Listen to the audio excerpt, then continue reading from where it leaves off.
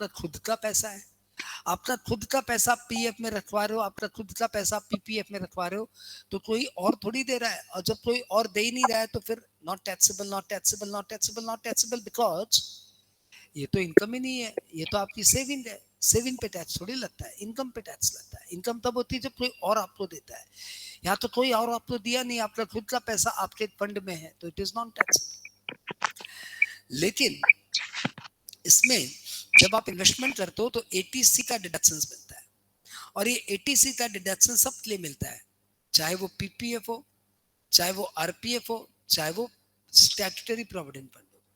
लेकिन यूआरपीएफ के लिए पीपीएफ का डिडक्शन, सॉरी, यूआरपीएफ के लिए एटीसी का डिडक्शन नहीं मिलता। यूआरपीएफ के लिए एटीसी का डिडक्शन नहीं मिलता। याद रहेगा, याद रहेगा। नाइस, आगे बढ़िए।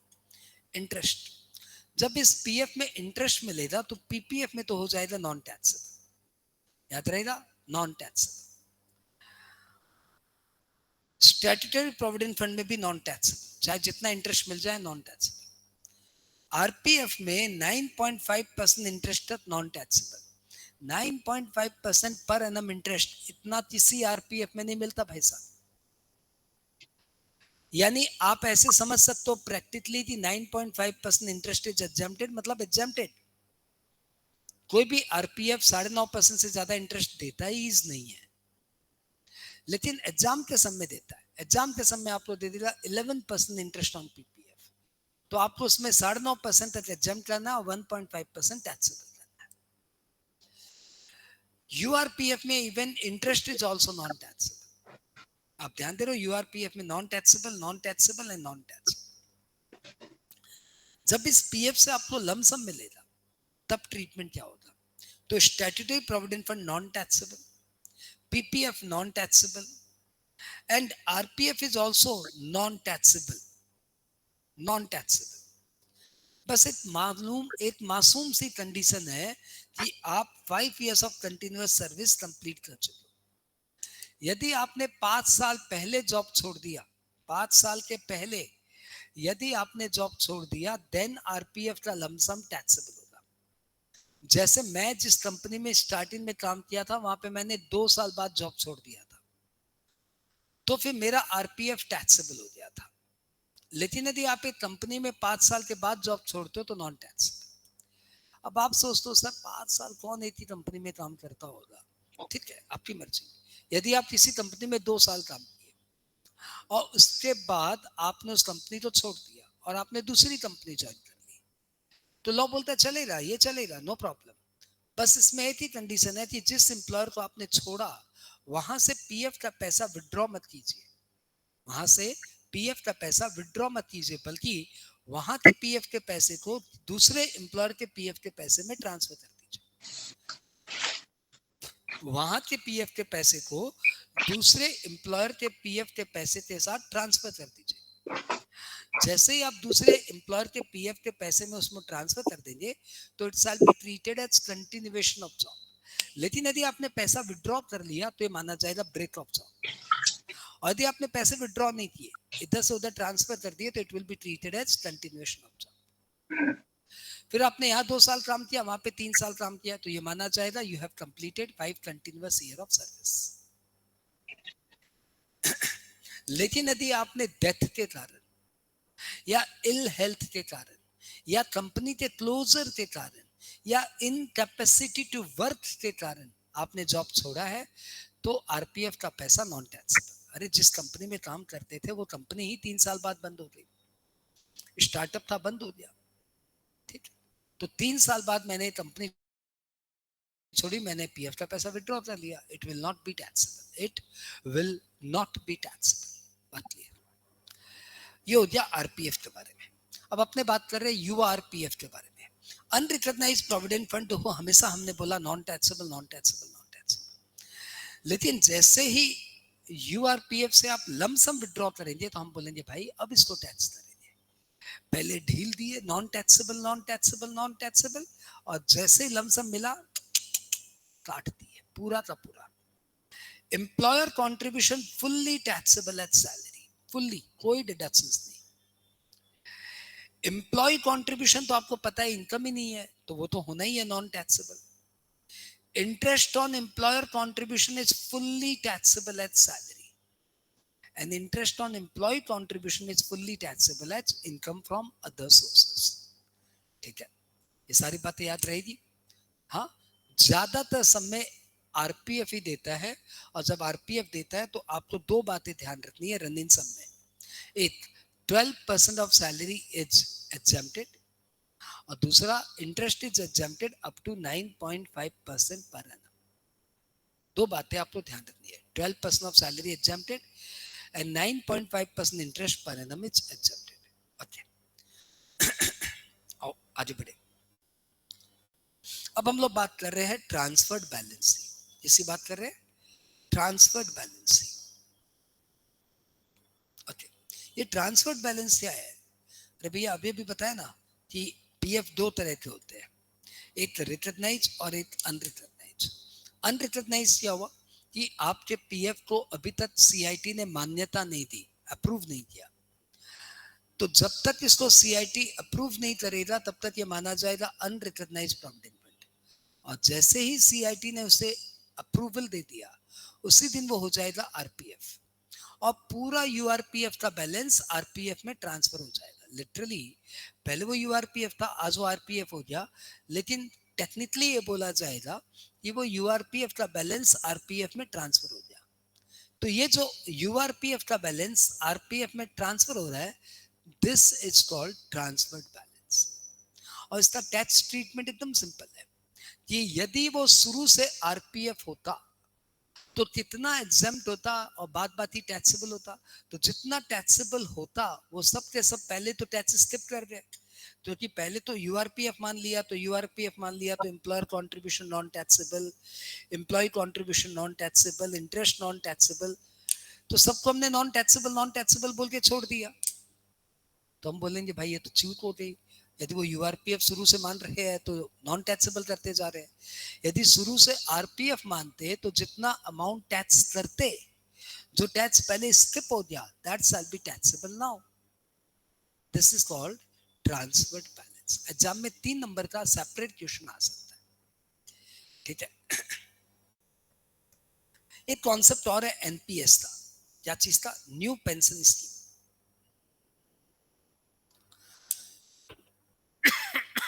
New pension scheme. Provident fund धीरे धीरे एनपीएस से रिप्लेस हो रहा है, क्योंकि प्रोविडेंट फंड का पैसा नॉर्मली गवर्नमेंट सिक्योरिटीज में इन्वेस्ट होता है, और एनपीएस का पैसा नॉर्मली म्यूचुअल फंड में इन्वेस्ट होता है. अब गवर्नमेंट सिक्योरिटीज इंटरेस्ट देती है 7%, 7.5%, 6%, और mutual fund normally long run में रिटर्न दे देता है 10 से ऊपर, 10% से ज्यादा. देयरफॉर एनपीएस में रिटर्न थोड़ा ज्यादा आ रहा है, though it is subject to market risk, लेकिन फिर भी सही है. And that is why public इसमें ही जाना पसंद कर रहा है. तो गवर्नमेंट ने बोला भाई पब्लिक के साथ, एम्प्लॉइज के साथ क्यों चिटिंग करे, क्यों इनका पैसा गवर्नमेंट सिक्योरिटीज में रखे. तो गवर्नमेंट को फायदा होता है, लेकिन एम्प्लॉय के साथ चिटिंग होती है. इसलिए गवर्नमेंट ने क्या किया, एम्प्लॉइज को बोला कि भैया आप चाहो तो पीएफ, चाहो तो एनपीएस. और ज्यादातर गवर्नमेंट बॉडीज पीएफ से स्विच होकर एनपीएस में आ गई. तो भैया ये तो बहुत इंपॉर्टेंट है, पीएफ जितना इंपॉर्टेंट है. यस, इसलिए लॉ ने एक सिंपल सा प्रोविजन बनाया एनपीएस लिए, और बोला एम्प्लॉय कंट्रीब्यूशन नॉन टैक्सेबल और एम्प्लॉयर का contribution fully taxable as per project. हाँ, fully taxable as per project. अरे सर, एंड पीएफ में तो 12% ऑफ सैलरी का डिडक्शन देते थे, यहाँ पे आपने फुल्ली टैक्सेबल कर दिया, तो कोई भी बंदा पीएफ में क्यों जाएगा, वो एनपीएस में, सॉरी, वो कोई भी पैसा, कोई भी बंदा एनपीएस में क्यों जाएगा, वो बंदा तो फिर पीएफ में जाएगा ना, क्योंकि पीएफ में 12% ऑफ सैलरी की छूट मिलती है और एनपीएस में कोई छूट नहीं मिलती. नहीं नहीं नहीं नहीं, सोच सही रहे हो लेकिन गलत है. तो क्या आपने ATCC-D2 पढ़ा है क्या? ATCC-D डिडक्शन टॉपिक में. तो यहाँ पे सैलरी में हम बोलते हैं फुल्ली टैक्सेबल, लेकिन डिडक्शन टॉपिक में हम लोग जाके बोलते हैं employer contribution to NPS is exempted up to 10% of salary, और गवर्नमेंट एम्प्लॉय के केस में 14% ऑफ सैलरी तक छूट है. तो तुम एक बार गवर्नमेंट एम्प्लॉय के पॉइंट ऑफ व्यू से सोचो, वहां पे उनको पीएफ में 12% ऑफ सैलरी का डिडक्शंस मिलता था, एनपीएस में 14% ऑफ सैलरी का डिडक्शंस मिलता है। और एक आम एम्प्लॉय के लिए पीएफ में 12% ऑफ सैलरी का डिडक्शंस मिलता है और एनपीएस में 10% ऑफ सैलरी का डिडक्शंस मिलता है। तो आप बोल सकते हो कि नॉन गवर्नमेंट एम्प्लॉय के लिए टैक्स पॉइंट ऑफ व्यू से पीएफ हो सकता है थोड़ा ज्यादा फायदेमंद हो, लेकिन पीएफ का रिटर्न 6-7%, एनपीएस का रिटर्न 10-12%। आगे बढ़े, अगली बात करें तो एम्प्लॉयर कंट्रीब्यूशन। लेकिन सैलरी टॉपिक में आपको बस इतना ही बोलना है, employer contribution is fully tax. जो डिडक्शंस मिलेगा वो डिडक्शंस टॉपिक में मिलेगा। और आपको ध्यान रखना है कि 80 सीसीडी में एम्प्लॉयर के कंट्रीब्यूशन का deductions old regime new regime दोनों में मिलता है। हिसाब से इसको सैलरी टॉपिक में इंजेक्ट करके, तो जैसे जहां पीएफ में डिडक्शंस दिया वैसे परक्विजिट में एनपीएस में भी डिडक्शंस दे देता। काहे को डिडक्शंस टॉपिक में ड्रैग करके बोलते हो ओल्ड रिजिम में मिलेगा, न्यू रिजिम में मिलेगा, सीसीडी 2 का मिलेगा, सीसीडी 1 का नहीं मिलेगा। काहे को दिमाग का दही किया, लेकिन ठीक है, जैसा लॉ बनाया बनाया भाई। तो भाई बात तुम्हें क्लियर है ना कि मैं तुम्हें वापस से बताऊं, employer contribution to NPS is fully taxable as salary. जो डिडक्शंस मिलेगा वो डिडक्शंस टॉपिक में मिलेगा। नॉन गवर्नमेंट एम्प्लॉय के लिए 10% ऑफ सैलरी और गवर्नमेंट एम्प्लॉय के लिए 14% ऑफ सैलरी। यहाँ पे सैलरी मतलब बेसिक प्लस डी है। हाँ हाँ, एक्ट वैसे ही है, नया एक्ट कुछ नया थोड़ी बनाया है।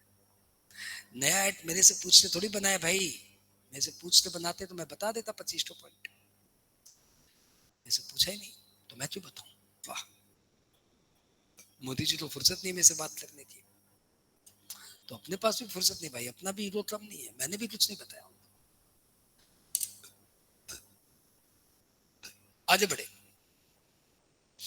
अब अपने छोटा सा टॉपिक कर रहे हैं। ये अमेंडमेंट 21-22 में आया था।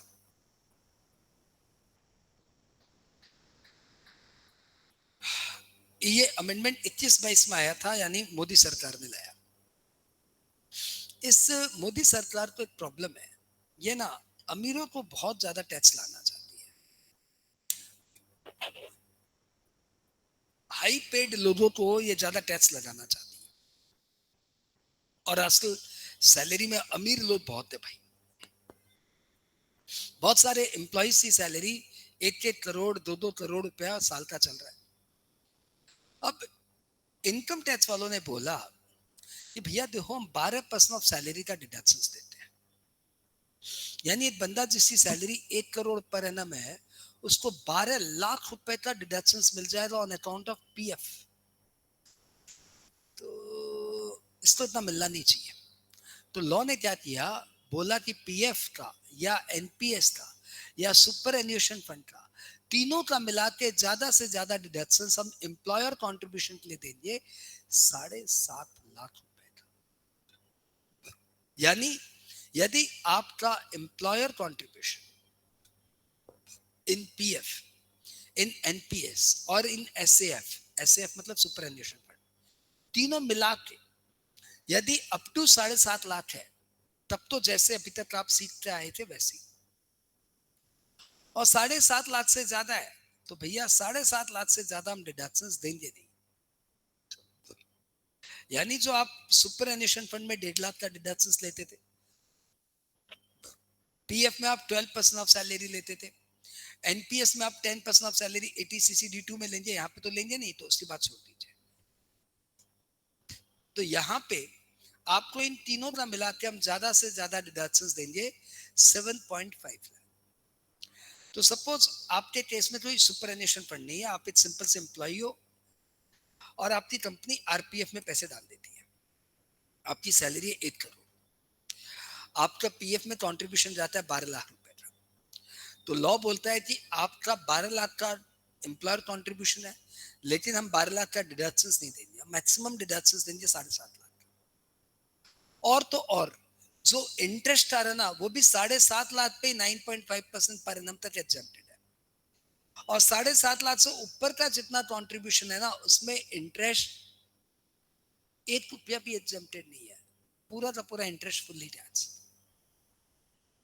तो यदि आपका एम्प्लॉयर साल में 12 लाख रुपया आप में कंट्रीब्यूशन डालता है और उस पर सपोज 8% इंटरेस्ट मिल रहा है, तो 7.5 लाख रुपए तक employer contribution exempted, remaining 4.5 lakh taxable हो जाएगा, और इस 4.5 लाख पे जो आपको 8% इंटरेस्ट मिल रहा है वो भी फुल्ली टैक्सेबल हो जाएगा। बात क्लियर?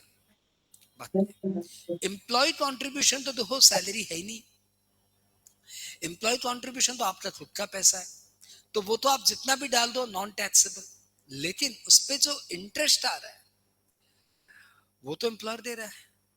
तो इंटरेस्ट 2.5 लाख तक पे जो भी इंटरेस्ट आएगा that is exempted up to 9.5% per annum. लेकिन इंटरेस्ट 2.5 लाख, यदि एम्प्लॉयज कॉन्ट्रीब्यूशन 2.5 लाख से ऊपर है तो जितना भी एम्प्लॉय का कॉन्ट्रीब्यूशन है 2.5 लाख से ऊपर वाला, उस पे इंटरेस्ट पे कोई छूट नहीं मिलेगी, that will be fully tax. अब मैं इसको आपको एग्जाम्पल के थ्रू बता सकता हूँ, तो ऐसे बताना बहुत डिफिकल्ट है।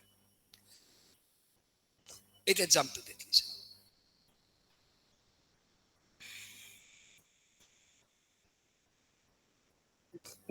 एक एग्जाम्पल देख लीजिए। X joined Y Limited from 1/4/23 as an employee.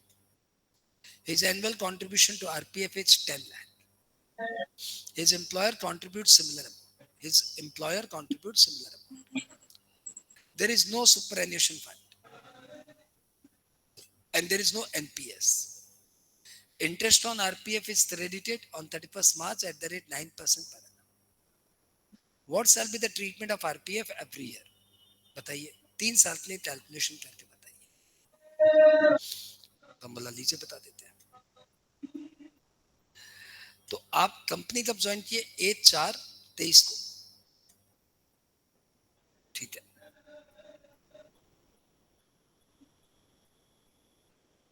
ये कुछ मिस्टेक है यार, इसको एक काम करो 1/4/22 कर, 1/4/22। तो 22-23 में एम्प्लॉयर कॉन्ट्रीब्यूशन हुआ था 10 लाख, एग्जम्पशन ज्यादा से ज्यादा मिलेगा 7.5 लाख, 2.5 लाख टैक्स, 2.5 लाख टैक्सेबल, ठीक है। अब इसमें इंटरेस्ट कितना टैक्सेबल होगा ये बताना है। तो बताओ ये 2.5 लाख साल की शुरुआत में मिला कि साल के अंत में मिला? नहीं सर, ये तो थ्रू आउट द ईयर मिलते रहे, थ्रू आउट द ईयर मिलते रहे ना 2.5 लाख। तो यदि कोई पैसा यूनिफॉर्मली आपको एवरी मंथ मिल रहा है तो हम लोग 2.5 लाख का एवरेज ले लेंगे। 2.5 लाख का एवरेज मतलब 2.5 लाख डिवाइडेड बाई 2, और 1,25,000 पे 9% interest will be fully tax. 1,25,000 पे 9% विल बी फुल्ली टैक्स। 1,25,000 कैसे आया? क्योंकि आपको 2.5 लाख साल के शुरुआत में तो मिला नहीं, साल के अंत में भी नहीं मिला, साल के बीच में मिला, मतलब थ्रू आउट द ईयर मिला। तो कोई भी पैसा थ्रू आउट द ईयर मिलता है तो उसमें 6/12 करके उसका एवरेज अमाउंट निकालते हैं। तो 2.5 लाख का 6/12 किए तो आया 1,25,000। ये तुमने ड्राइंग चैप्टर में भी सीखा होगा, फाउंडेशन में इंटरेस्ट ऑन ड्राइंग्स।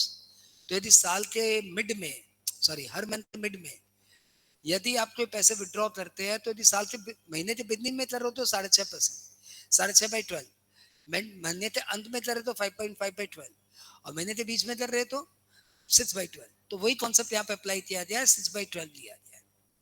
सवाल, बात कॉन्सेप्ट क्लियर?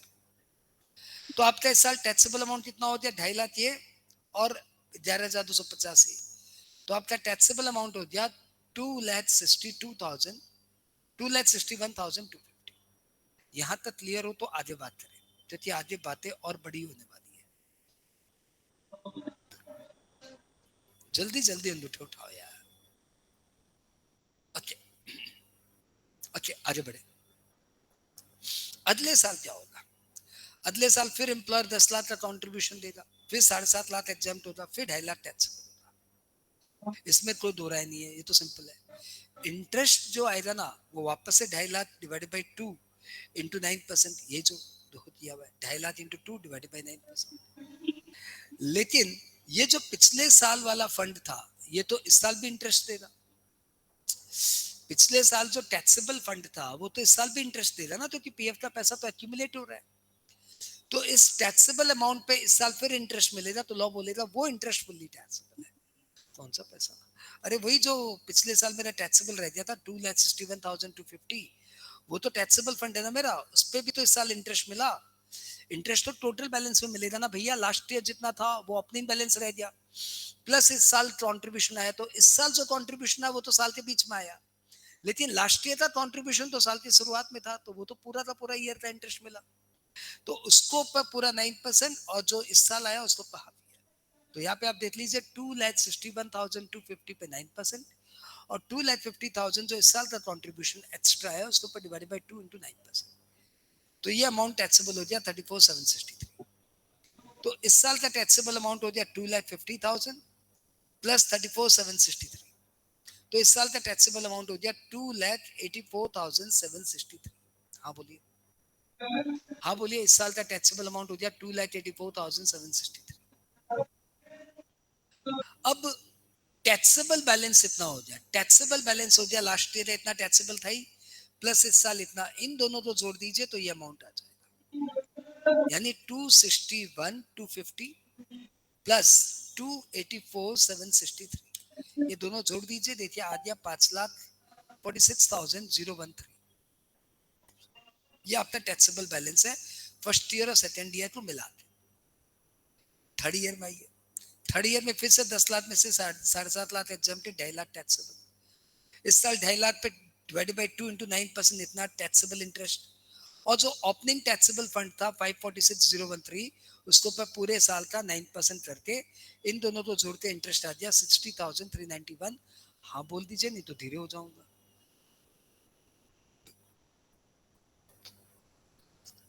याद आ गया? तो इस साल का टैक्सेबल बैलेंस हो गया 2,50,000 प्लस 60,391, दोनों जोड़ दे तो आ गया 3,10,691 391, और लास्ट ईयर का टैक्सेबल बैलेंस में इसको जोड़ दे तो ये अमाउंट आ जाएगा। लास्ट ईयर का टैक्सेबल बैलेंस था 546,013, उसमें 3,10,391 जोड़ दीजिए, अमाउंट आ जाएगा 856,404। हाँ बोलिए, एन 25-26 आप अकॉर्डिंगली फिर निकाल लीजिए, एक बार अपने आप निकाल के चेक कर लीजिए ना यार, एक बार अपने आप निकाल के चेक कर लीजिए।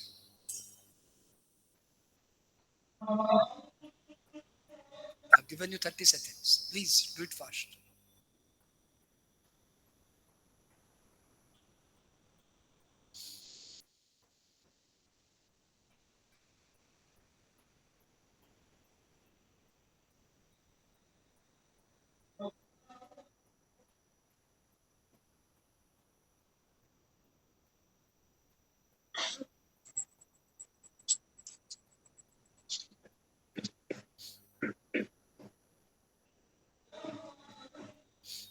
Okay.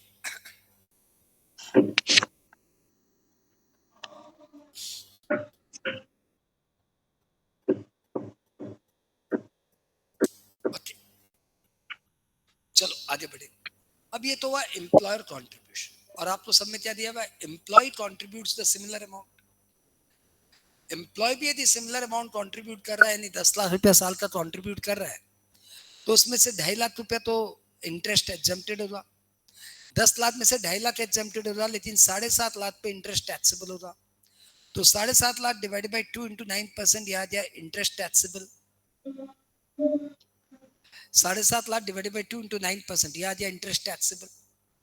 अगले साल, अगले साल ये 7.5 लाख डिवाइडेड बाई 2 इंटू 9% तो आएगा ही, क्योंकि हर साल आप 10 लाख दे रहे हो, और आपके फंड में लास्ट ईयर था 7.5 लाख, और लास्ट ईयर का टैक्सेबल इंटरेस्ट 33,750, यानी लास्ट ईयर का 7.5 लाख और लास्ट ईयर का 33,750 मिला के 783,750 हो रहा है, जो पहले से ही टैक्सेबल फंड है।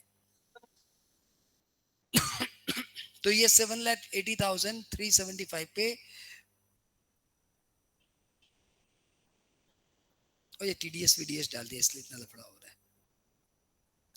टीडीएस आपके एग्जाम में कभी नहीं पूछेगा, आपके इंस्टीट्यूट ने अपने मैट पे भी टीडीएस वीडीएस नहीं डाला है, ये सिर्फ मेरे मैट में ही है, क्योंकि मैं तो टैक्स से ज्यादा ही प्यार है, तो मैंने टीडीएस वीडीएस डाल के चीजों तो टफ बना दिया, लेकिन आपके एग्जाम में कभी नहीं पूछेगा। ठीक है, तो आपके अनुसार कितना हो गया, 7,50,000 प्लस 33,750, तो 7,83,750 पे 9% टैक्सेबल होगा, और थर्ड ईयर फोर्थ ईयर भी ऐसे ही अमाउंट बढ़ते जाएगा। Confirm, clear? ठीक है, आगे बढ़ते हैं। अग्निवीर फंड में ये सेंट्रल गवर्नमेंट का एक डिफेंस को लेके एक नया कॉन्सेप्ट लाया गया है, और नया तो क्या, अब तो काफी पुराना हो गया। अग्निवीर कॉर्पस फंड में एम्प्लॉयर जितना भी कंट्रीब्यूशन देगा दैट इज एग्जेम्प्टेड, जितना भी एम्प्लॉयर कंट्रीब्यूशन देगा दैट इज एग्जेम्प्टेड। हाँ, हाँ। लेकिन वो एग्जेम्प्टेड डिडक्शंस में मिलेगा। सैलरी चैप्टर में अग्निवीर में एम्प्लॉयर का जितना भी कंट्रीब्यूशन है that is taxable as salary. जो डिडक्शंस मिलेगा आपको एटीसीसी एच डिडक्शंस टॉपिक्स में जाके मिलेगा। एटीसीसी एच में आपको डिडक्शंस मिलेगा। यहां पे सैलरी टॉपिक में इट इज फुल्ली टैक्सेबल। देखो डिडक्शंस ना मिल रहा है, डिडक्शंस एटीसीसी एच 2 में मिल रहा है, shall be eligible for deductions irrespective whether employee has opted old or new regime. Employer contribution पूरा का पूरा डिडक्शंस मिलेगा। ठीक है, आइए लास्ट टॉपिक में आते हैं डिडक्शंस, इसके बाद सैलरी फिनिश। डिडक्शंस में तीन ही तो डिडक्शंस है, 16 1A जो कि स्टैंडर्ड डिडक्शंस है, 16 1A, 16 IA, this is standard deductions. ये ओल्ड रिजीम वालों को मिलता है 50,000 का, और न्यू रिजीम वालों को मिलता है 75,000। सबको क्लियर? फिर से एंटरटेनमेंट अलाउंस सेक्शन 16 क्लॉज 2, ये गवर्नमेंट एम्प्लॉय को डिडक्शंस मिलता है। किसको मिलता है? Government employ. और गवर्नमेंट एम्प्लॉय को जो डिडक्शंस मिलता है वो मिलता है minimum of the three. Number 1 actual entertainment allowance, number 2 5,000 per annum, and number 3 20% of basic salary. इन तीनों में से जो लोअर है उतना डिडक्शन, तो ऑब्वियसली लोअर आएगा 5,000 साल का। तो बस समझ लो कि एंटरटेनमेंट अलाउंस गवर्नमेंट एम्प्लॉय को एक तुच्छा सा, छोटू सा, एकदम पिट्टी सा डिडक्शन मिलता है 5,000 रुपया सालाना। ये इतना तुच्छा सा है, ये इतना छोटू सा है, ये इतना पिट्टी सा है कि इसको न्यू लॉ में हटा दिया गया। 2026 में एंटरटेनमेंट अलाउंस को हटा दिया गया, 16(2) में डिडक्शंस हटा दिया गया। लेकिन भैया न्यू लॉ में हटाया है ना, 1961 एक्ट में तो है ही, तो आपके एग्जाम में तो भैया इसका डिडक्शंस देना है यदि गवर्नमेंट एम्प्लॉय है तो। नॉन गवर्नमेंट एम्प्लॉय के हाथ में entertainment allowance fully taxable, 16(2) not applicable यदि आप नॉन गवर्नमेंट एम्प्लॉय है तो। दिया हुआ in case of non government employee 16(2) में कोई डिडक्शंस नहीं मिलेगा। अब आइए 16(3), इसको आप प्रोफेशनल टैक्स का डिडक्शंस बोल सकते हो या टैक्स ऑन एम्प्लॉयमेंट का डिडक्शंस बोल सकते हो। देखो भैया जैसे कोई हाउस है तो उसको ऊपर म्युनिसिपल टैक्स देना पड़ता है, कोई ट्रेड करता है तो उसको ट्रेड लाइसेंस भी देना पड़ता है। वैसे हमारे देश का कानून है कि जो भी बंदा एम्प्लॉयड है उसको एक टैक्स ऑन एम्प्लॉयमेंट देना पड़ता है, उसका नाम है प्रोफेशनल टैक्स या टैक्स ऑन एम्प्लॉयमेंट। ये बहुत ही छोटा सा टैक्स गवर्नमेंट आपसे लेती है, वो भी स्टेट गवर्नमेंट लेती है, मोटा मोटी 2-2.5 हजार रुपया से बेसी का होता ही नहीं है। तो जितना भी आप प्रोफेशनल टैक्स पे कर रहे हो उतने का आपको डिडक्शंस मिल जाएगा। आई रिपीट, जितना आप पे कर रहे हो। जैसे municipal tax is allowed on cash basis, वैसे ही professional tax is also allowed on cash basis. फिर चाहे पेमेंट आप करो या एम्प्लॉयर करे, दोनों में एक ही बात है। एम्प्लॉयर पे करेगा तब भी डिडक्शंस मिल जाएगा, एम्प्लॉय पे करेगा तब भी डिडक्शंस मिल जाएगा। गवर्नमेंट को पैसा से मतलब है। लेकिन एम्प्लॉयर पे करेगा, हाँ सॉरी, तो हाउस प्रॉपर्टी जैसा नहीं हुआ, हाउस प्रॉपर्टी में तो टेनेंट पे करता है तो डिडक्शन से नहीं मिलता है, यहाँ पे तो एम्प्लॉयर पे कर रहा है तो डिडक्शन मिल जाएगा। सुनो सुनो सुनो, यहाँ पे भी कोई डिडक्शन नहीं मिलेगा। एम्प्लॉयर पे करेगा ना, तो राज की बात बताता हूँ, कान इधर लाना। हाँ गुड। तो राज की बात ये है, राज की बात ये है कि यदि एम्प्लॉयर पे करेगा ना, तो पहले ऊपर सैलरी में परक्विजिट बोल के ऐड हो जाएगा और फिर नीचे में डिडक्शंस दे देंगे। यदि एम्प्लॉयर ने पे किया तो एक बार ऊपर ऐड किया नीचे लेस किया, तो अल्टीमेटली 0/0 सन्नाटा। लेकिन करना इसको ऐसे ही है, यदि ये ट्रीटमेंट नहीं किया तो एग्जाम में भी सन्नाटा हो जाएगा, दोनों तरफ मार्क्स चले आएंगे। ठीक है। तो ऊपर परक्विजिट जितना एम्प्लॉयर कंट्रीब्यूशन, एम्प्लॉयर जितना आपके बिहाफ में पी टैक्स दे रहा है, प्रोफेशनल टैक्स दे रहा है, उतना परक्विजिट में ऐड कर दो, और सिंस उसने दिया है इसलिए नीचे 16(3) में लेस कर दो। एम्प्लॉय दे रहा है तो परक्विजिट हेड में कुछ नहीं आएगा, 16(3) में डिडक्शंस मिल जाएगा। तो लो भैया, ये हो गया तुम्हारा 3 डिडक्शंस का टॉपिक खत्म। इसके साथ ही तुम्हारी पूरी सैलरी खत्म। लेकिन जाना मत, अभी न जाओ छोड़ के नो अभी बजा नहीं, अभी अभी तो आए हो बाहर बन के छाए। अब अपने क्या कर रहे हैं, अब अपने कर रहे हैं न्यू रिजीम ओल्ड रिजीम का सैलरी में क्या फर्क पड़ जाएगा ये कर रहे हैं। क्योंकि हाउस प्रॉपर्टी में ऐसा कोई तामझाम था नहीं, इसलिए वहां पे इतना किया नहीं। लेकिन यहाँ पे तो भाई बहुत फर्क पड़ता है। ओल्ड लिए तो न्यू लिए तो क्या फर्क पड़ेगा सैलरी टॉपिक में, लो बता देते हैं। पहला फर्क पड़ेगा, इंट्रोडक्शन में आपने सीखा basic DA bonus fees commission. भाई साहब कोई फर्क नहीं पड़ेगा, कोई चेंज नहीं है, दोनों में सेम है। फिर आपने सीखा retirement benefit, gratuity, leave encashment, pension, RCVRC। अरे पेंशन RCVRC, तो मैं बताऊं कोई फर्क नहीं पड़ेगा। अरे वाह, अलावेंसेज बहुत फर्क पड़ेगा। ओल्ड में सारे allowance as usual, as usual जैसे सिखाया था वैसे ही।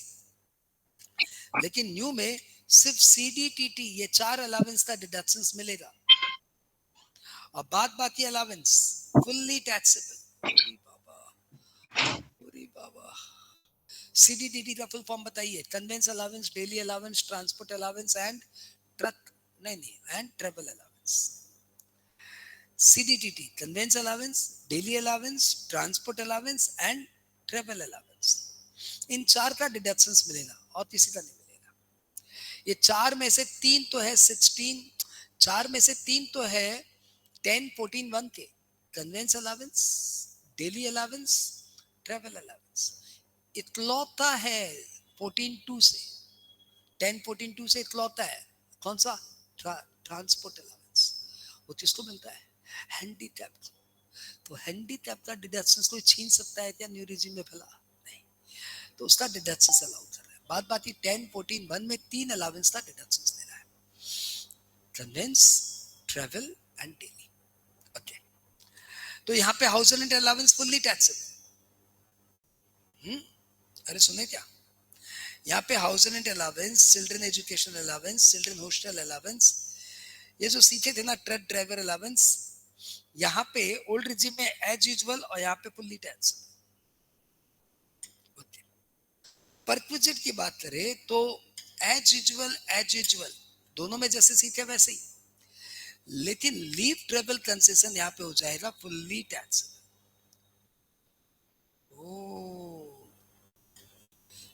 PF as usual. डिडक्शंस भैया एक ही अंतर है, नहीं नहीं बहुत अंतर है।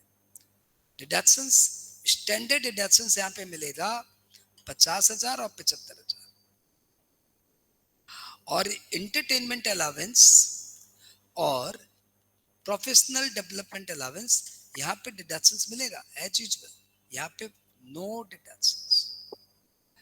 ये लो भैया, मैंने तुम्हें ओल्ड रिजिम न्यू रिजिम का डिफरेंस इतने जल्दी में तड़ातड़ बता दिया। पसंद आया, जरूरत थी क्या,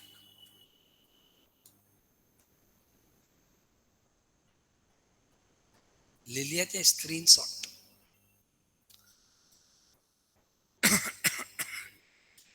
ओके, इतने ले लिया तो ग्रुप में डाल देना और क्या है। बात बाकी ऐसा आलसी है, काहे उठाए मोबाइल बहादुर, दो तो बटन दबाना पड़ेगा, वो भी एक साथ दूर।